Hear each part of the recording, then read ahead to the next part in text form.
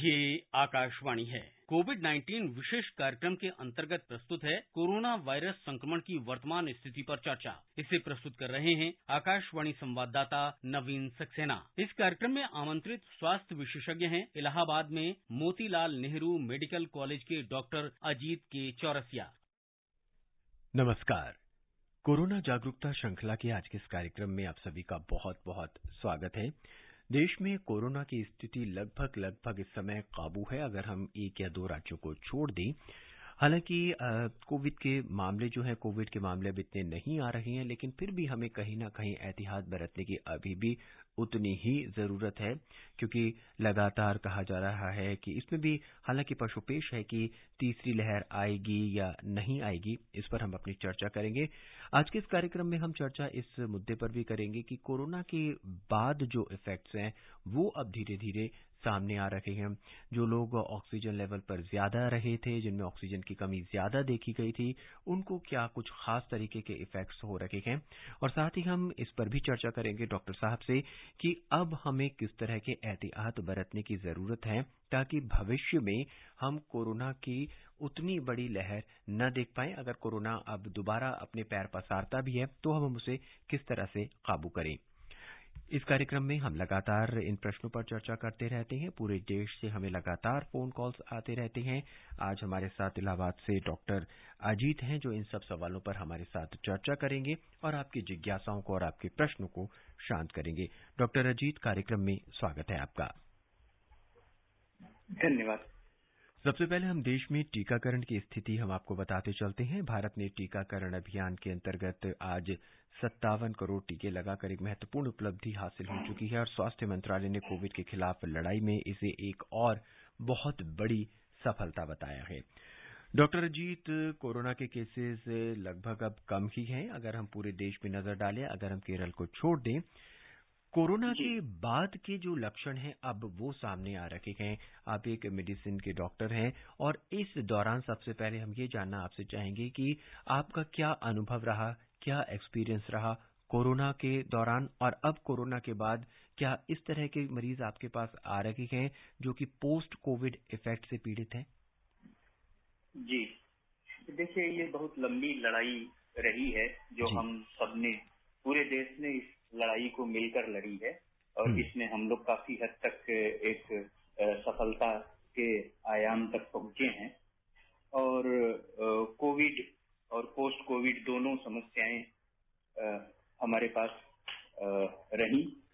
Covid के दौरान हम लोगों ने देखा कि जिन लोगों के लंग्स में संक्रमण की स्थिति ज्यादा थी, जिसको हम लोग सीटी सीवियरिटी इंडेक्स के तरीके से देखते थे जी, तो उसमें जिन लोगों का CT severity index moderate to severe level पे था, उनमें सुधार होने के बाद, और ऐसे लोग जिनको ऑक्सीजन की रिक्वायरमेंट ज्यादा रही, डिस्चार्ज के समय पर 5 से 6 लीटर ऑक्सीजन पे रह गए, और रिजोल्यूशन के बाद, ठीक होने के बाद उनके लंग्स में रेजिडुअल फाइब्रोसिस रह गई, मतलब कि फेफड़े में छल्ले बन जाते हैं। तो ऐसे लोगों को ही हम लोग पोस्ट कोविड कैटेगरी में रखते हैं, जिसको पोस्ट कोविड सिंड्रोम नाम दिया गया। और ये लोग काफी लंबे समय तक ऑक्सीजन पे डिपेंडेंट रहे, तो इनको अतिरिक्त देखभाल की जरूरत पड़ी। डिस्चार्ज होने के बाद भी लंबे समय तक इनको फॉलोअप में रखना पड़ा। लेकिन एक जो पॉजिटिविटी हम लोगों ने ऑब्जर्व की 2 महीने, क्योंकि अप्रैल में मैक्सिमम हम लोगों ने केसेस देखे थे, तो 2, 2.5, 3 महीने के अंतराल के बाद जो हमारे पास पॉजिटिव रिस्पांस ये था कि बहुत सारे लोगों के फॉलोअप एक्सरे और सीटी स्कैन में वो चेंजेस डिसअपियर हो गए, तो वो लगभग खत्म हो गए, जिसकी वजह से हम लोग काफी बेहतर स्थिति में हैं। और काफी सारे लोग जो पोस्ट कोविड, जो शुरू में ऑक्सीजन डिपेंडेंट हुआ करते थे, वो बगैर ऑक्सीजन के अब काम कर पा रहे हैं। कुछ परसेंटेज जरूर रह गया है जिनमें अभी भी थोड़ा सा सांस फूलने की समस्या है, लेकिन जो रिजल्ट्स हैं वो काफी आशावादी हैं। जी, डॉक्टर अजीत, कोविड के दौरान क्या मरीजों को सिर्फ फेफड़ों को ही नुकसान हुआ था या शरीर के किसी और अन्य अंग या और हिस्से को भी नुकसान होने की कोई रिसर्च या कोई खबर या किसी तरह के मरीज आपके सामने आए? जी, हर तरह के मरीज आए। इसमें फेफड़े के अलावा बहुत सारे लोगों के हार्ट पे तो असर रहा ही।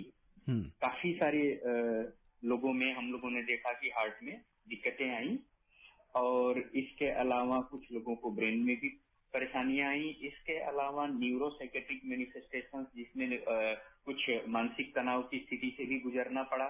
कुछ हम लोगों ने बाद के फेजेस में देखे जिनको एज कॉम्प्लिकेशन म्यूकोरमाइकोसिस की प्रॉब्लम आई, जिसमें आंखों से लेकर के नाक कान गले के चिकित्सकों का बहुत ही सराहनीय योगदान रहा, जो कि एक fungal infection, super impose infection के तौर पर आया। तो ये सारी समस्याएं पोस्ट कोविड फेज में हम लोगों ने देखी, जिनको लंबे समय तक फॉलो अप में रखना पड़ा। ब्लड क्लॉटिंग की समस्या, जिसको आम भाषा में ब्लड क्लॉटिंग की समस्या बोल रहे थे, जिसकी वजह से ऐसे मरीजों को हम लोगों को एंटीकोएगुलेंट दवाएं देनी पड़ रही थी, और वो काफी समय तक पोस्ट कोविड में भी देनी पड़ी, ताकि खून उनका मरीजों का पतला रखा जाए, जिससे हार्ट की समस्या और जो कुछ अचानक से हार्ट में जो होने वाली दिक्कतें थी, जिसको कभी कभी पल्मोनरी एम्बोलिज्म जैसी चीज बोलते हैं, उससे बचा जा सके। जी, तो ये समस्याएं अतिरिक्त रही फेफड़े के अलावा। जी डॉक्टर, इस तरह की जो बीमारियां रही या इस तरह की जो दिक्कतें रही, फेफड़ों के अलावा ब्रेन में जो दिक्कतें रही या हार्ट में जो दिक्कतें रही, वो कितना पर्सिस्ट रही, कितने वक्त तक चली, और क्या अब दवाइयों के बाद उनको दवाई आगे कंटिन्यू करनी पड़ेगी या उन्हें ब्रेक देना पड़ेगा? नहीं, आमतौर पर देखिए पोस्ट कोविड में जो ये दिक्कतें थी वो ड्यूरिंग द इलनेस रही, लेकिन एक समस्या पे मैं आपका ध्यान ले जाना चाहूंगा, जो बहुत सारे लोगों का ब्लड शुगर बढ़ा जी इस कोविड के दौरान में, और उन लोगों को वो जो कि पहले डायबिटिक नहीं थे, कोविड के दौरान कुछ पैंक्रियास के इन्वॉल्वमेंट के वजह से इन लोगों को डायबिटीज डेवलप हुआ, मधुमेह। तो ये समस्या जो हम लोग देख रहे हैं कि वो परसिस्ट कर रही है, और बहुत सारे लोग हैं जिनको हमें डायबिटीज के कंट्रोल के लिए, ब्लड शुगर के कंट्रोल के लिए दवाइयां देने की आवश्यकता पड़ रही है। जो भी ब्रेन से संबंधित थी वो दिक्कतें तो सबसाइड कर गई, खत्म हो गई।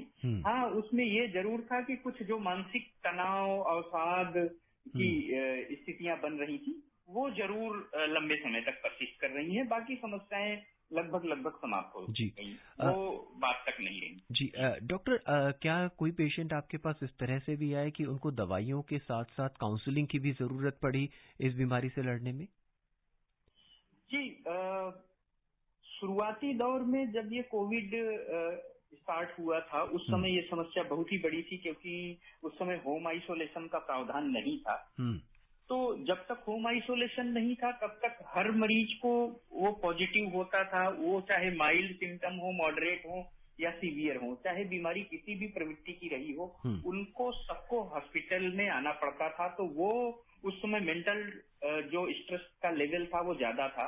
बाद में जब होम आइसोलेशन की व्यवस्था हो गई कि जिनको कम सिम्टम है वो लोग घरों में रहकर इलाज करा सकते हैं, तो ये समस्या कम हुई। लेकिन हाँ, ये समस्या एक बड़ी हम लोगों को मेडिकल फील्ड में काम करते समय, वार्डों में काम करते समय महसूस हुई, क्योंकि जो कोविड के पेशेंट होते हैं उनको वार्ड्स में हो या आईसीयू में हो, जहाँ पे भी रखा गया है, उनको अकेले रहना है, और उनके परिजन साथ नहीं रह सकते। केवल चिकित्सक की टीम, नर्सेस, पैरामेडिकल स्टाफ ही उनकी देखभाल करता था। तो ऐसे में उन लोगों का निरंतर मनोबल बढ़ाना, उनका उत्साहवर्धन करना और काउंसलिंग नियमित अंतराल पर करना जरूरी था, और ये हम लोगों ने किया, और इसमें सफलता भी मिली, और उनको मनोबल ऊपर रखने से उनकी रिकवरी जो अच्छी रही और जल्दी रिकवरी हुई। जी डॉक्टर, हम इस पे चर्चा अपनी जारी रखेंगे। इस बीच हमारे पहले श्रोता जो हैं वो हमसे जुड़ चुके हैं। उत्तर प्रदेश के बलरामपुर से रिंकी तिवारी हमारी पहली श्रोता आज के इस कार्यक्रम में। रिंकी जी, स्वागत है आपका। स्वागत के लिए नवीन सर बहुत बहुत धन्यवाद। नवीन सर नमस्कार। नमस्कार। और डॉक्टर सर को भी मेरा नमस्कार। जी कहिए, क्या जानना चाहते हैं? जी नमस्कार। जानेंगे सर, लेकिन उससे पहले मैं सारे श्रोताओं को और नवीन सर आपको भी, डॉक्टर सर को पहले रक्षाबंधन की हार्दिक शुभकामनाएं। जी। और सर जी सर, मेरा क्वेश्चन है कि जैसे हम जब पहले वैक्सीन नहीं आया था तो हम कहते थे कि हमारे देश में वैक्सीन कब आएगा। तो उसके बाद में हमारे वैज्ञानिकों ने 2 वैक्सीन, एक कोवैक्सीन दूसरा कोविशील्ड। तो सर जैसे अभी तीसरा वैक्सीन हमने सुना है आया है नाक से देने वाला वैक्सीन, अभी हमने फिलहाल में सुना था। तो सर जैसे मुझे पहला डोज लग गया है कोविशील्ड का, तो फिर जब हमें दूसरा भी लग जाएगा कोवैक्सीन भी, तो क्या नाक वाला हम ले सकेंगे या फिर 2 ही से संतोष करना पड़ेगा? इसकी क्या इन्फॉर्मेशन होगी? धन्यवाद सर। जी डॉक्टर, ये लोगों में अभी भी कंफ्यूजन है। ये जानना चाहते हैं कि नंबर 1, क्या हम मिक्स्ड वैक्सीन हम ले सकते हैं, और नंबर 2, इन्होंने दोनों वैक्सीन इनको लग चुके हैं, जब इनको बूस्टर डोज की बारी आएगी तब इन्हें क्या वही वैक्सीन लगाना होगा या ये नेजल वैक्सीन भी ले सकते हैं जो कि आने की तैयारी में है? डॉक्टर जीत जी देखिए, अभी जो हमारे यहाँ इंडिया में मिक्स्ड वैक्सीन का कोई अप्रूवल नहीं हुआ है कि जिसमें हम लोग दोनों तरह की अलग अलग वैक्सीन को एक साथ डोज लगाएं और दूसरे वैक्सीन को लगाएं। तो ये अभी हम लोग के यहाँ रिकमेंडेशन में नहीं आया है। जहां तक बात बूस्टर की है, अभी बूस्टर भी रिकमेंडेड नहीं है और ये क्लिनिकल ट्रायल्स इस पे कहीं कहीं पर चल रहे हैं। ये इस पे डिपेंड करेगा कि क्या गवर्नमेंट इसमें एडवाइजरी जारी करती है और सरकार क्या इसमें नियम ले आती है। हमारे यहाँ बहुत सारी बड़ी जो रिसर्च संस्थाएं हैं, जो ICMR है और बड़ी जो गवर्निंग बॉडीज हैं, वो जब इसका वक्त आएगा तब ये निर्धारित करके बताएंगी कि हमें किस तरीके से इसमें आगे बढ़ना है। अभी तो जो वैक्सीन हम ले रहे हैं, पहली और दूसरी सेम उसी वैक्सीन की डोजेस लेनी है। इसमें अभी कोई फेरबदल या कोई परिवर्तन नहीं किया गया है। जी, हमें उम्मीद है रिंकी जी आपको आपके प्रश्न का सही जवाब मिल गया होगा। आइए अब हरियाणा का रुख करते हैं। वहां से भिवानी से सुंदर पाल कौशिक हमसे जुड़ चुके हैं अपने सवाल के साथ। सुंदर पाल जी, स्वागत है आपका आज के इस कार्यक्रम में। हेलो, नमस्कार। क्या जानना चाहते हैं सुंदर पाल जी? जो संभावित जो थर्ड वेव तीसरी लहर है, उससे बचने के लिए या आएगी या नहीं आएगी, आएगी तो कब आएगी, इसके अग्रिम उपाय और सावधानियां हमें क्या रखनी होगी डॉक्टर साहब? जी डॉक्टर साहब, थर्ड वेव को लेके आम जनता में बहुत चिंता है और सब यही जानना चाहते हैं, उत्सुकता है कि थर्ड वेव कब आएगी। हालांकि होना ये चाहिए कि थर्ड वेव ना आए। अगर किसी वजह से थर्ड वेव का सामना हमें करना पड़ता है तो हमें किस तरह की सावधानियां बरतनी होगी, ये एक प्रश्न है। जी नवीन जी, देखिए वेव कोई भी हो, चाहे वो फर्स्ट वेव रही, चाहे वो सेकेंड वेव रही, या जिसकी हम उम्मीद कर रहे हैं और आशा ये कर रहे हैं कि जो थर्ड वेव ना आए, इन केस ऐसा कुछ आता है तो सावधानियां हमें वही बरतनी है जो हमने पहले बरती हैं। जी, वायरस वही है, थोड़ा बहुत वायरस के स्वरूप में परिवर्तन होने की वजह से ये वेव आती हैं, या जिसके की संभावना अभी कम नजर आती है क्योंकि लगभग 50 करोड़ के आसपास हम लोग वैक्सीनेशन पे पहुंच गए हैं। काफी लार्ज स्केल में हम लोगों के यहाँ वैक्सीनेशन भी हुआ है। लेकिन अगर ये कोई वेव आती है तो हमको वही सारी सावधानियां, मास्क लगाना, हाथ धुलते रहना, भीड़ भाड़ वाली जगहों पे जाने से बचना, ओपन एयर एरियाज में ज्यादा समय बिताना, कम वेंटिलेटेड स्थानों पर नहीं रुकना और ब्रेक करना, चेन को ब्रेक करने के लिए टेस्टिंग और टारगेट टेस्टिंग करके उनको आइसोलेट करना। ये सेम वही सावधानियां आगे भी हमें फॉलो करनी पड़ेंगी जो हमने पहले और दूसरे वेव में फॉलो करी हैं, और उसके लिए ही हमें प्रयासरत रहना होगा। जी, और इन्हीं तरीकों से हम कोरोना की थर्ड वेव को आने से रोक भी सकते हैं और अगर किसी वजह से आती भी है तो हम उससे बच सकते हैं। दिल्ली का रुख करते हैं। दिल्ली के गांधीनगर से धर्मवीर जी हमारे साथ जुड़ चुके हैं। जानते हैं कि आज उनका क्या प्रश्न है। धर्मवीर जी, स्वागत है। नवीन जी नमस्कार। नमस्कार। मैं धर्मवीर गांधीनगर दिल्ली से बोल रहा हूँ। जी धर्मवीर जी। डॉक्टर साहब, जैसे कि आप लोगों को शुरुआत में ही इंजेक्शन लग गए, तभी हमारे सेनानी जो भी हैं, हमारे जो कोरोना वॉरियर लग रहे हैं, अब उनको लगभग अब 8 महीने पूरे हो जाएंगे। अब उसकी हाँ जी कहिए। उसके बाद अब इस टीके की मियाद आप लोगों के लिए कब तक है? आप लोगों को इसके बाद भी तो आप आगे काम करना है। इसकी जो एक तासीर है, 1 साल है, क्योंकि ये तो अभी इस लड़ाई में हमें अभी लंबा जूझना है, लंबी लड़ाई लड़नी है।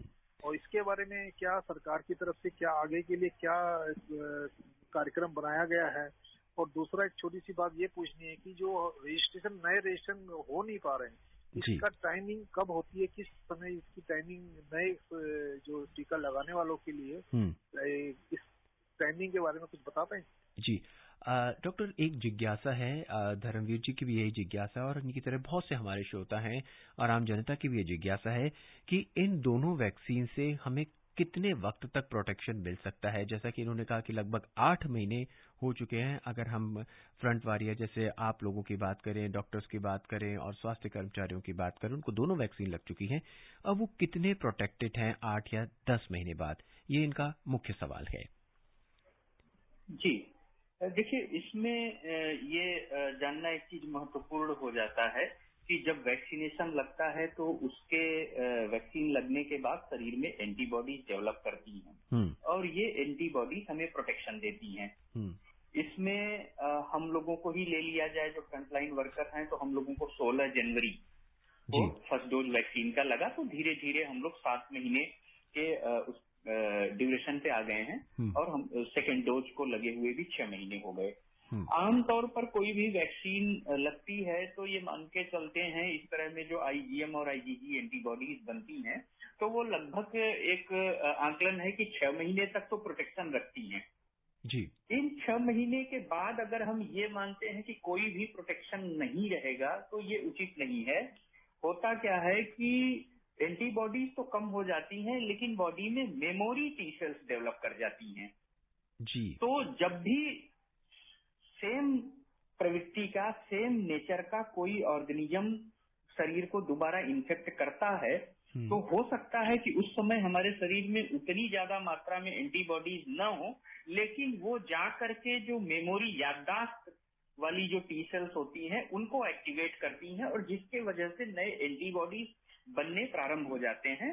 तो इसलिए कभी कभी लोग आजकल बड़ा वो है ट्रेंड है कि जाकर के एंटीबॉडी टेस्टिंग करा रहे हैं। जी। तो एंटीबॉडी टेस्टिंग कराने भर से केवल ये तय नहीं हो जाता कि हम इम्यून हैं कि नहीं है, हम प्रोटेक्टेड हैं कि नहीं है, क्योंकि उसमें हम मेमोरी टी सेल्स की जांच नहीं करते हैं।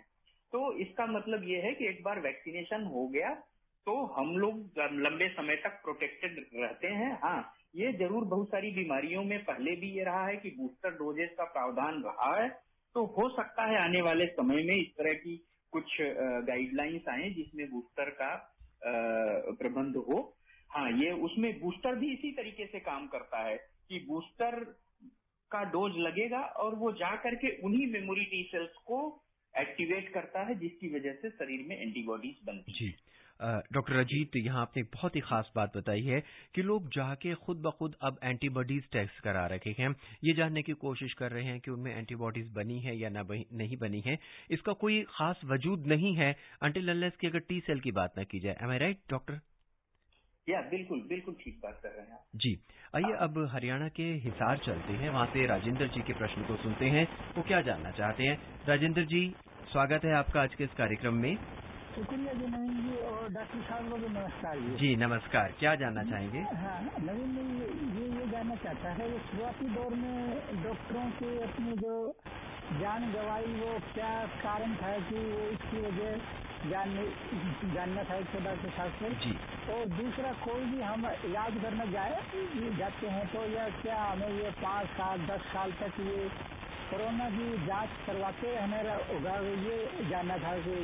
जी डॉक्टर, ये जानना चाहते हैं कि क्या भविष्य में अगले 5 से 10 साल की बात कर रहे हैं, क्या हमें इसी तरह से हर सर्दी खांसी जुकाम पर कोरोना की टेस्ट अपने करवाते रहने होंगे? क्या हमें अब उसी दौर को लगातार जारी रखना होगा? देखिए, ये बड़ा अच्छा सवाल है और इसके जवाब के लिए मैं ये बता दूं कि जो भी बीमारियां हैं दुनिया में, अगर हम देखते हैं तो हम पाते हैं कि बहुत गिनती की बीमारियां हैं जिनको हम लोग इरेडिकेट कर पाए हैं। मतलब अगर एक बार बीमारी हुई तो वो उनका अस्तित्व बना रहता है, वायरस का वजूद बना रहता है, बैक्टीरिया का वजूद बना रहता है। और ये जो बीमारियां हैं अलग अलग तरीके से आती हैं, जिसमें हम लोग मेडिकल भाषा में 3 अलग अलग शब्दावली का इस्तेमाल करते हैं। होती पैंडेमिक, जिसमें वैश्विक बीमारी, तो ये एक वैश्विक बीमारी के तौर पे आया। फिर दूसरा होता है एपिडेमिक, जो कंट्रीज में या लार्जर एरियाज में बहुत सारे लोगों को अफेक्ट करता है। और तीसरी होती है स्पोरेडिक, मतलब कि कभी कभी वही बीमारी है जो बहुत तेजी से बहुत लंबे जियोग्राफिकल एरिया में फैल गई तो वो पैंडेमिक हो गई, और जब छोटे से कम एरिया में आ गई तो एपिडेमिक के तौर पे रह गई। बाद में ये बीमारियां जब हमारे यहाँ 80% 90% लोग वैक्सीनेट हो जाएंगे, मैक्सिमम लोगों का वैक्सीनेशन हो चुका होगा, तो वो चेन के तरीके से नहीं फैलती है।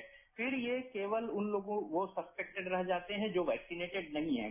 तो ऐसी स्थिति में बीमारी पूरी तरह खत्म नहीं होती है, कुछ वर्षों तक रहती है, लेकिन वो स्पोरेडिक केसेस के रूप में आती है कि कहीं इक्के दुक्के केसेस आते हैं और वो एक दूसरे को इतना तेजी से ट्रांसमिट नहीं कर पाते हैं।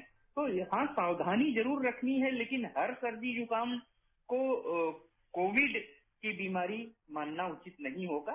अगर गंभीर लक्षण है या एपिडेमिक चल रहा है, आसपास में लोगों को हो रहा है, तो वैसी स्थिति में ही जांच कराने की जरूरत है। अदरवाइज सामान्य तरीके से साल में 2 से 3 बार फ्लू के सिम्टम्स हर व्यक्ति को आ सकते हैं और मिलते रहते हैं, जो कि हम लोग आमतौर पे देखते रहते हैं।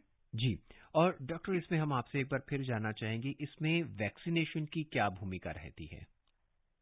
देखिए, वैक्सीनेशन हमेशा अच्छा है, और एक जब 70% से ज्यादा लोग वैक्सीनेट हो जाते हैं तो जिसको हम लोग हर्ड इम्यूनिटी का स्टेटस मानते हैं, और उसका फायदा व्यक्ति के लिए भी है और समाज के लिए भी है। व्यक्ति के लिए ये है कि वो खुद भी प्रोटेक्ट हो रहा है, और समाज के लिए इस तरीके से कि वो जब खुद प्रोटेक्ट हो रहा है तो उसकी वायरस को ट्रांसमिट करने की क्षमता कम हो जाती है। उसके इर्द गिर्द में सारे लोग वैक्सीनेटेड होते हैं तो वो दूसरों को उस रफ्तार से बीमारी नहीं फैलती है।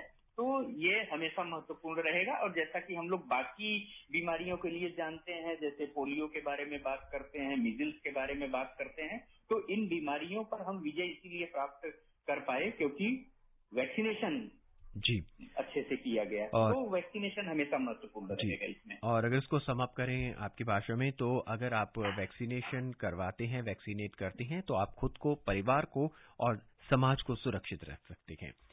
जी।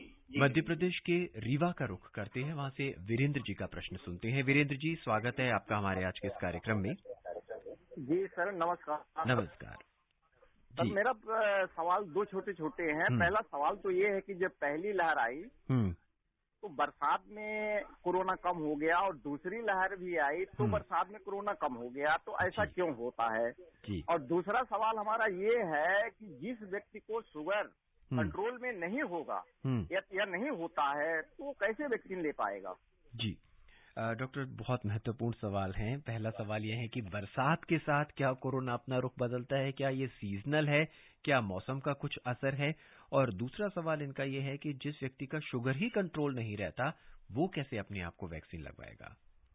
जी, पहले मैं आपके दूसरे सवाल का उत्तर दे दूं कि शुगर कंट्रोल से वैक्सीनेशन का संबंध नहीं है। किसी भी सेंटर पर जाएं, अगर आपने अभी तक वैक्सीन नहीं लगवाई है तो तत्काल लगवाएं। शुगर का इलाज जैसे चल रहा है चलने दें। बढ़े हुए शुगर में वैक्सीन नहीं लगना है, ऐसी किसी गाइडलाइन, ऐसा किसी एडवाइजरी में नहीं कहा गया है, और वैक्सीन लगवा सकते हैं। दूसरे प्रश्न पे आते हैं। दूसरे प्रश्न के बारे में ये कहना है कि ये थोड़ा सा मुझे लगता है कि इनका असेसमेंट उतना सही नहीं है, क्योंकि पिछली बार आप देखेंगे जो हमारा पीक था वो बारिश के टाइम में था। वो अगस्त और सितंबर में पीक था फर्स्ट वेव का। तो हम ये नहीं कह सकते कि उसमें बारिश में ये कम हो गया था। और ये केसेस घटने शुरू हुए थे 15 सितंबर के बाद, जो कि बहुत कम हो गए थे at the end of November खत्म होते होते ये केसेस कम हुए थे। वहां पर ठंडियों में कम हुआ था। और दूसरी वेव, ये बेसिकली वेव के ऑनसेट से था कि एक बार वेव आई तो लगभग 1.5 से 2 महीने में पीक होना था। तो वो जिस भी मौसम में आया वहीं पर पीक हुआ। इस बार हम लोग देखते हैं ये पूरे की पूरी जो वेव थी वो अप्रैल के फर्स्ट वीक में स्टार्ट होकर के और मई 15 तक खत्म हो गई। तो वो लगभग 6 से 8 हफ्तों का समय है जिसमें ये वेव रही। तो इसका बारिश से कोई संबंध नहीं है। जी, उम्मीद है कि अपने सभी सवालों का जवाब हमारे इन श्रोताओं को मिल गया होगा। आइए अब छत्तीसगढ़ चलते हैं। वहां से काफी देर से इंद्रभान जी हमारे साथ जुड़ने की कोशिश कर रहे हैं। इंद्रभान जी, स्वागत है आपका आज के इस कार्यक्रम में। नमस्कार सर, मैं इंद्रभान चिरमिरी कॉलेज जिला कोरिया छत्तीसगढ़ से इंद्रभान सिंह बोल रहा हूँ। जी इंद्रभान जी, कहिए। Covid exclusive Covid treatment machine की क्या अहम भूमिका होती है? एक्सप्लोसिव किसकी आप बात करेंगे? प्रश्न अपना दोहराएंगे आप प्लीज। आप क्या जानना चाहते हैं इंद्रपाल जी? शायद इनका फोन कट गया है। ये जानना चाहते हैं कि क्या कोई स्पेसिफिक ट्रीटमेंट होता है कोरोना से लड़ने के लिए, और शायद कुल मिला के प्रश्न इनका ये भी है कि क्या जब हम कोरोना से लड़ते हैं तो क्या हम कोरोना को किल करने की कोशिश करते हैं या कोरोना से होने वाली बीमारियों पर अटैक करने की कोशिश करते हैं? जी नवीन जी, देखिए, सबसे पहले अभी तक जो ट्रेंड रहा है उसमें हम लोग सबसे महत्वपूर्ण ये है कि सिम्टोमैटिक लक्षणों के आधार पे मरीज का उपचार करते रहे हैं। जहां तक स्पेसिफिक ट्रीटमेंट का सवाल है, उसमें स्पेसिफिक की बात करेंगे तो एंटीवायरल दवाएं जी जो वायरस पर प्रभावी हो, तो हाँ, हम लोगों ने एंटीवायरल दवाएं जिसमें रेमडेसिविर को बड़े स्तर पर यूज किया गया है। बहुत सारी उसको लेकर के अलग अलग डेटा आए हैं, लेकिन हाँ, रेमडेसिविर का उपयोग सक्सेसफुल तरीके से सेकेंड वेव में खूब अच्छे से किया गया है। बहुत सारे लोगों को उससे फायदा हुआ है। उसके अलावा और भी एंटीवायरल ड्रग्स की जो दी गई हैं, और तो वो हो गया specific treatment. But symptomatic treatment होता है, ऑक्सीजन कम हो रहा है तो ऑक्सीजन देना है, शरीर में इन्फ्लेमेशन ज्यादा है तो एंटी इन्फ्लेमेटरी दवाएं देनी है, ब्लड क्लॉटिंग की संभावना बन रही है तो हमें जो है एंटीकोगुलेंट दवाएं देनी है, और इम्यूनिटी को बूस्टअप करने के लिए विटामिन सी, जिंक और जो भी चीजें इम्यूनिटी को बढ़ा सकती हैं खाने पीने में, चाहे वो काढ़ा हो या हल्दी हो, ये सारी चीजों का उपयोग किया गया है। तो इस तरीके से ही इसका उपचार अभी तक निर्धारित किया गया है। जी, कार्यक्रम में हमारे आखिरी श्रोता हैं आज के, दिल्ली से केशव जी, क्या सवाल है आपका? हेलो सर, नमस्ते। नमस्ते सर, मेरे दो सवाल है सर। पहला सवाल तो है सर, मेरे ना दाग हो रहा है शरीर जी पे। जी जी तो सर अभी मैंने वैक्सीन लगवाई नहीं है, तो इस टाइम वैक्सीन लगवानी चाहिए या नहीं जी? तो और सर दूसरा सवाल ये है कि सर वैक्सीन तो अभी मतलब डोज तो खत्म हो रही है, जब भी सेंटर पे जाते हैं सर वो कहते हैं यार मतलब डोज अभी है नहीं, तो सर ऑनलाइन हम करते हैं रजिस्ट्रेशन तो सर वो हो नहीं पा रहा है। जी डॉक्टर साहब, इनका प्रमुख सवाल ये है कि इनको दाद है जिसे कहते हैं, या फिर खुजली या फिर एलर्जी अगर किसी तरह की है, कि तो क्या ये व्यक्ति भी वैक्सीन लगवा सकते हैं? जी, ये वैक्सीन लगवा सकते हैं। बस ध्यान ये रखना है कि अगर जो इंजेक्शन का साइट है वो इन्फेक्शियस नहीं होना चाहिए, वहां पर इन्फेक्शन न हो, इन्फ्लेमेशन न हो, तो अल्टरनेट साइट यूज कर सकते हैं। अगर मान लीजिए कि राइट आर्म में वैक्सीन लगना है और वहां पर कोई स्पॉट या धब्बा या दाग का निशान है तो अपोजिट साइड में लगाया जा सकता है। तो ऐसी कंट्राइंडिकेशन नहीं है, इनको वैक्सीन लगवा लेनी चाहिए, कोई दिक्कत नहीं है लगवाने में। जी डॉक्टर, आपसे बात करके हमें बहुत सारी जानकारियां मिली हैं और हमें उम्मीद है कि हमारे बहुत से श्रोता जो हैं उनके जिज्ञासाएं, उनके प्रश्न जो हैं वो शांत हुए होंगे। चलते चलते अब हम आपसे जानना चाहेंगे कि आप हमारे श्रोताओं को क्या विशेष संदेश देना चाहेंगे? जी देखिए, हम एक ही जो मेरा संदेश है जो सबसे बड़ा मैं देना चाहूंगा वो ये है कि मास्क तो लगाना है और उसी से हम लोग ये तीसरी वेव या जो भी एक्सपेक्टेड वेव है उससे बच सकते हैं, खुद को बचा सकते हैं। जी महत्वपूर्ण ये है कि मास्क लगाने का तरीका सही रखना है। मास्क कल्चर तो डेवलप हुआ है, बहुत सारे लोगों ने मास्क लेना शुरू किया है, पर वो या तो हाथ में लटकाए रखते हैं या चिन पर ठुड्डी पे लगा के रखते हैं। तो ये बहुत ही खतरनाक है, क्योंकि एक बार अगर हम ठुड्डी पे लगाते हैं या गले में मास्क को लटका के रखते हैं और उसी मास्क को ऊपर ले जाते हैं तो वो उसमें जो शरीर का इनर सरफेस को टच कर रहा है वो कंटामिनेटेड हो सकता है, वो वायरस कैरियर का तरीका हो सकता है। इसलिए जब भी मास्क लगाएं सही तरीके से लगाएं और उसके इनर सरफेस को कभी भी टच नहीं करें। जी डॉक्टर जी, आउटर सरफेस को भी टच न करें और उसको टच करने के बाद हाथों को जरूर धोएं, नाक तक नहीं ले जाएं, हाथ को धुलना जरूरी है। वैक्सीन जरूर लगवाएं, भीड़ भाड़ में जाने से बचें। जी डॉक्टर अजीत, हमसे जुड़ने के लिए और सभी सवालों का जवाब देने के लिए आपका बहुत बहुत धन्यवाद। थैंक यू नवीन जी, हमें बुलाने के लिए। कोविड-19 विशेष कार्यक्रम के अंतर्गत अभी आप सुन रहे थे कोरोना वायरस संक्रमण की वर्तमान स्थिति पर चर्चा। इसे प्रस्तुत कर रहे थे आकाशवाणी संवाददाता नवीन सक्सेना। इस कार्यक्रम में आमंत्रित स्वास्थ्य विशेषज्ञ थे इलाहाबाद में मोतीलाल नेहरू मेडिकल कॉलेज के डॉक्टर अजीत के चौरसिया। ये कार्यक्रम आकाशवाणी के समाचार सेवा प्रभाग द्वारा प्रस्तुत किया गया। इसे आप हमारे mobile app news on AIR और YouTube channel news on AIR official